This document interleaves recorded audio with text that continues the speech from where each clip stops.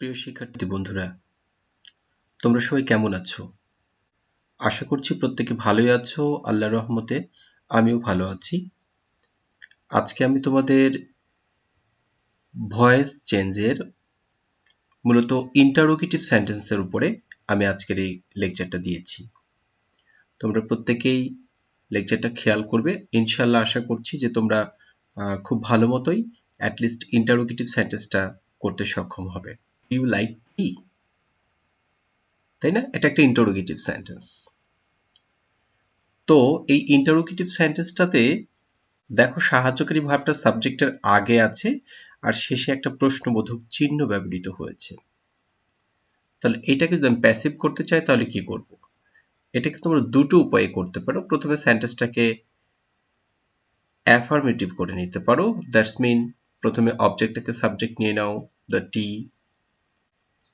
Tense অনুসারে সাহায্যকারী verb is, মূল ভার্বের past participle form liked, by, you.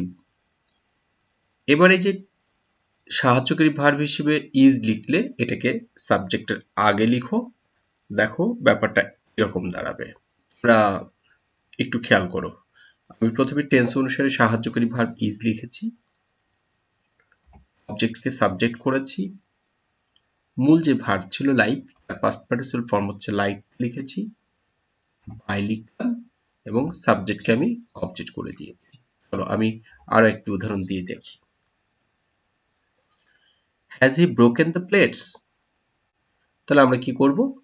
প্রথমেই টেন্স অনুসারে একটা সাহায্যকারী ভার্ব, সেক্ষেত্রে দ্য প্লেটস, প্লেটসের পরে অবশ্যই প্লুরাল হওয়ার কারণে ভার্বটা প্লুরাল হবে, অর্থাৎ হ্যাভ হবে। আমরা প্রথমে দেখে নিই হ্যাভ, এরপর অবজেক্টকে সাবজেক্ট। এবার টেন্স অনুসারে যে অংশটুকু এসেছে বি ভার্ব সেটা বিং, মূল ভার্বের পাস্ট পার্টিসিপল ফর্ম বাই এবং হিয়ার অবজেক্ট হচ্ছে হিম। আমরা এইভাবে এরপরে আরো একটি দেখি। দেখো এবার কন্টিনিউয়াস টেন্সে দিয়েছি। কন্টিনিউয়াস টেন্সের সাহায্যকারী ভার্ব হিসেবে অ্যাম ইজ আর কিছু একটা লিখতে হবে। তো দ্য ক্লথ এরপরে তো অবশ্যই ইজ বসবে, তার কারণে আমরা ইজটাকে সামনে লিখব। দেখো ই সাবজেক্ট, ওয়াশিং ভার্ব, দি ক্লথ অবজেক্ট, তাই না? তাহলে সেন্টেন্সটা কেমন হতে পারে? ইজ অবজেক্ট সাবজেক্ট হয়ে গেল, দ্য ক্লথ কন্টিনিউয়াস যার কারণে being, washed by, here object হচ্ছে হিম।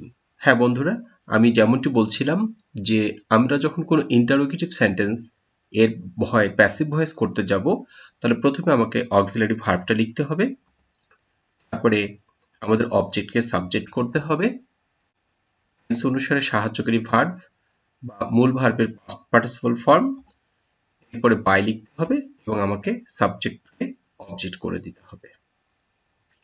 আমরা আরো উদাহরণ দেখি তাহলে আরেকটু ভালো। আর সবথেকে ইম্পর্টেন্ট ব্যাপার যেটা সেটা হচ্ছে প্রশ্নবোধক চিহ্ন দিতে ভুলা যাবে না। যদি তুমি প্রশ্নবোধক চিহ্ন দিতে ভুলে যাও তাহলে কিন্তু তুমি মার্কসটা পাবে না। ওকে, আমরা পরবর্তীতে আরেকটা সেন্টেন্স দেখি। চলো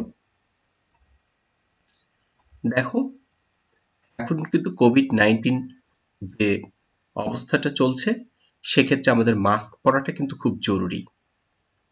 তাই বলছি use mask and protect COVID-19. এটা কিন্তু পড়ার বাইরে ছিল। আমরা মূল পড়াই ফেরত যাই।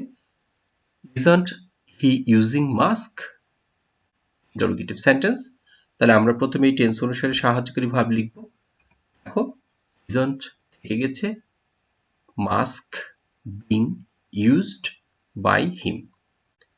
তোমরা একটু দেখার চেষ্টা করো টেন্স অনুসারে সাহায্যকারী ভার্ব isn't, এরপরে অবজেক্ট মাস্ক সাবজেক্ট হয়ে গেল, কন্টিনিউয়াস হওয়ার জন্য বিং হয়েছে, ইউজ এর পাস্ট পার্টিসিপল ফর্ম হচ্ছে ইউজড বাই, হিয়ার অবজেক্ট হচ্ছে হিম। কেন হয়েছে আমি বলেই দেওয়ার চেষ্টা করছি, এটা কন্টিনিউয়াস টেন্স আর কন্টিনিউয়াস টেন্সে অ্যাম বিং, ইজ বিং বা আর বিং হয়ে থাকে। তারপরেটাই চলে যাই। তোমাদের জন্য আমি এরকম অনেক উদাহরণ রেখেছি, উদ্দেশ্য একটাই যেন তোমরা বেশি বেশি উদাহরণগুলো দেখলে যেন নিজেদের কাছে এটা সুন্দর মতো করতে পারো। Did he train the teachers? Did he train the teachers? তাই না? ডিড পাস্ট ইনডিফিনাইট, আর পাস্ট ইনডিফিনাইটের সাহায্যকারী ভার্ব নিশ্চয়ই ওয়াজ অথবা ওয়ার। দ্য টিচার্স এরপরে ওয়ার হবে, যার কারণে ওয়ারটার সাবজেক্টের আগে বসবে। আর আমরা দেখার চেষ্টা করি were the teachers trained by হিম।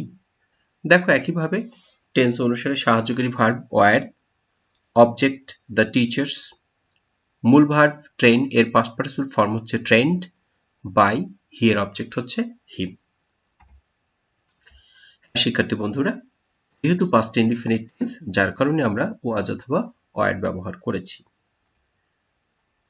আমার মনে হয় যে আমি তোমাদেরকে শেখাতে পেরেছি, আর এর জন্য আমি কিছু প্র্যাকটিস রেখেছি যেটা তোমরা নিজেরাই করে নেবে। দয়া করে আমি তোমাদেরকে যে 4টা সেন্টেন্স দিয়েছি, এই 4টা সেন্টেন্স প্র্যাকটিস করার সময় অবশ্যই তোমরা ভিডিওটা একটু অফ রাখবে। ভিডিওটা অফ রেখে প্র্যাকটিস করে তারপরে নিজেরা মিলিয়ে নেবে। আমি তোমাদের 4টা প্রশ্নের উত্তরই দিয়ে দিচ্ছি, তোমরা একটু প্লিজ মিলিয়ে নেবে। বলছে do you know the boy, এটা প্রেজেন্ট ইনডিফিনাইট, তাহলে এক্ষেত্রে দ্য বয় এর সাহায্যকারী ভার্ব হিসেবে আসবে অ্যাম, ইজ, আর। তো বয়, তাহলে অবশ্যই এরপর ইজ আসবে, তাহলে ইজ দ্য বয় নোন, আর নোন এরপরে হয়। এরপরে দেখো will you help me, shall I be help by you. পরেরটাতে যেটা বলছে were they making a garden, was garden being made by them. Next one did he phone you, তার মানে এটা পাস্ট, যার কারণে were you phoned by him, তাই না?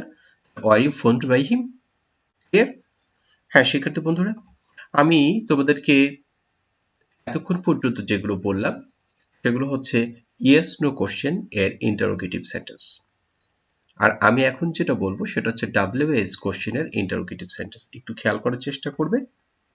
যদি কখনো কোনো সেন্টেন্সে হু দেখো, তাহলে তুমি চোখ বুঝে সেটা বাই হোম লিখে দিতে পারো। আর ইন্টারোগেটিভের বাকি নিয়ম আমি একটু পরে বলি, তাহলে তোমাদের জন্য সুবিধা হবে। চলো দেখে নিই, আমি যে জায়গাটা বলতে চাচ্ছি সেই জায়গাটায় চলে যাই তারপরে। আর যদি হু থাকলে বাই হোম লিখো, ঠিক একইভাবে হোম থাকলে তোমরা হু লিখবে। দেখো whom do you want, who is wanted by you, তার মানে আমি এখানে পরিষ্কার করে দিয়েছি তোমাদেরকে হু থাকলে কি করব, সেক্ষেত্রে বাই হোম, আর হোম থাকলে হু। ক্লিয়ার? এবার আমি তোমাদেরকে স্ট্রাকচারটা বলার চেষ্টা করব। What mangoes does he like, তোমরা একটু দেখো এখানে ডাজটা হচ্ছে সাহায্যকারী ভার্ব। তো বলছে WH ওয়ার্ড এর পরে যদি কোনো সাহায্যকারী ভার্ব থাকে তাহলে তোমরা কেমন করবে, কিভাবে করবে বলেই দিচ্ছি। সেক্ষেত্রে WH ওয়ার্ডটাকে লিখবে, যদি কোনো নাউন থাকে তাহলে সেটা সহ। এরপরে তুমি যে কাজটা করবে সেটা হচ্ছে ওই WH ওয়ার্ড অনুসারে তুমি ভার্ব লিখবে। অর্থাৎ হোয়াট ম্যাঙ্গোজ এটা প্লুরাল ওয়ার্ড, যার কারণে আর। তারপরে মূল ভার্বের পাস্ট পার্টিসিপল ফর্ম লাইক, লাইকের পাস্ট পার্টিসিপল ফর্ম হচ্ছে লাইকড, বাই হি এর অবজেক্ট হচ্ছে হিম। তো তোমরা একটু দেখো, আমি তোমাদেরকে বোঝানোর চেষ্টা করছি। পরিষ্কার করে বলেছি there is WH plus auxiliary verb, তাহলে কেমন হবে। প্রথমে WH ওয়ার্ডটা লিখবো, যদি নাউন থাকে সেটা সহ লিখবো, তারপরে অবশ্যই অক্সিলারি ভার্ব লিখবো, তারপরে মেইন ভার্বের পাস্ট পার্টিসিপল ফর্ম করব। যদি বি ভার্বের প্রয়োজন দেখা দেয় তাহলে সেটা অবশ্যই সাথে লিখতে হবে, তারপরে বাই লিখব, এবং আমরা অবশ্যই অবজেক্ট সাবজেক্টকে অবজেক্ট বানাবো। আমি এরকম আরো উদাহরণ দিয়ে তোমাদেরকে দেখানোর চেষ্টা করছি, তোমরা একটু খেয়াল করে দেখার চেষ্টা করো। আমি তোমাদেরকে কিছু জিনিস দেখাচ্ছি। What do you know, what do auxiliary verb, তাই না? যার কারণে WH ওয়ার্ড হোয়াট থেকে গেছে, এটা প্রেজেন্ট ইনডিফিনিট, যার কারণে ইজ। নো এর পাস্ট পার্টিসিপল ফর্ম হচ্ছে নোন, টু ইউ। পরে দেখো আরেকটি দেখিয়েছি, what can he do, what can auxiliary verb, তাহলে হোয়াট WH ওয়ার্ডটা থেকে যাবে, ক্যান বি ডান বাই এর অবজেক্ট হচ্ছে হি। আরো একটি দেখিয়েছি দেখো, what have you seen, what have auxiliary verb, তাহলে হোয়াট WH ওয়ার্ড থেকে গেছে, হ্যাজ বিন WH ওয়ার্ড অনুসারে ভার্বটা, এই জন্য এখানে সিঙ্গুলার হয়েছে, has been seen by you. Whose book have you bought, তাহলে একটু দেখার চেষ্টা করো, whose book has been bought by you. ওয়ার্ডের সবসময় সাহায্যকারী ভার্ব বসবে এমনটি কথা নয়, WH ওয়ার্ডের পরে মেইন ভার্ব বসতে পারে। যেমন এই উদাহরণটির দিকে দেখো, হোয়াট মেক্স ইউ লাভ, তাই না? তাহলে এখানে মেক্স এটা হচ্ছে মেইন ভার্ব, তাহলে এক্ষেত্রে তোমরা কি করবে? অবশ্যই WH ওয়ার্ডের পূর্বে তোমরা একটা বাই লিখবে, লিখে WH ওয়ার্ডটা লিখবে। আর এইবার যেহেতু হোয়াট হচ্ছে সাবজেক্ট আর ইউ হচ্ছে অবজেক্ট, তাহলে অবজেক্টটাকে সাবজেক্ট বানাবে, দ্যাটস মিন ইউ সামনে চলে আসবে। ইউ অনুসারে আর হয়েছে, আমি তোমাদেরকে একটু দেখানোর চেষ্টা করি। এই সেন্টেন্সে কিন্তু WH ওয়ার্ডটাই হচ্ছে সাবজেক্ট, আর এইটা হলো মেইন ভার্ব, আর এটা হচ্ছে অবজেক্ট। তাহলে প্রথমে আমরা বাই লিখব, এরপরে আমরা WH ওয়ার্ডটাকে লিখব, তারপরে যে কাজটা করব সেটা হচ্ছে এই ইউ অনুসারে আমরা এখানে একটা সাহায্যকারী ভার্ব নিয়েছি, ইউ এর পরে আর বসে। মেক এর পাস্ট পার্টিসিপল ফর্ম হচ্ছে মেড, আর অতিরিক্ত কিছু থাকলে টু লিখব, লিখে ওই অতিরিক্ত অংশটা লিখে দেব। দেখো আমি তোমাদেরকে আরো উদাহরণ দিয়ে বোঝানোর চেষ্টা করব, তাহলে তোমাদের জন্য ভালো হবে। আগে প্রথমে গঠনটা বলে নিয়েছি, বাই প্লাস WH ওয়ার্ড, যদি নাউন থাকে সেটা সহ লিখব, অক্সিলারি ভার্ব লিখব, এবার অবজেক্টকে সাবজেক্ট বানাবো, মেইন ভার্বের পার্টিসিপল ফর্ম করব, যদি অতিরিক্ত অংশ থাকে তাহলে টু লিখব, এবং তারপরে আমরা অতিরিক্ত অংশটা লিখে দেব। শেষে কিন্তু প্রশ্নবোধক চিহ্নটা দিতে হবে, যদি না দাও তাহলে কিন্তু ভুল হয়ে যাবে। দেখো আমি তোমাদেরকে একটা একটা করে দেখাচ্ছি। হু, হোয়াট ইউ, ইংলিশ। একটু দেখার চেষ্টা করো, WH ওয়ার্ডের পরে টট এটা হচ্ছে মেইন ভার্ব, সুতরাং বাই হোম ইউ এর সাথে পাস্ট টেন্স হলে ওয়ার হয়, were you taught English. Next one আমি যেটা বলেছি, what makes you uneasy, by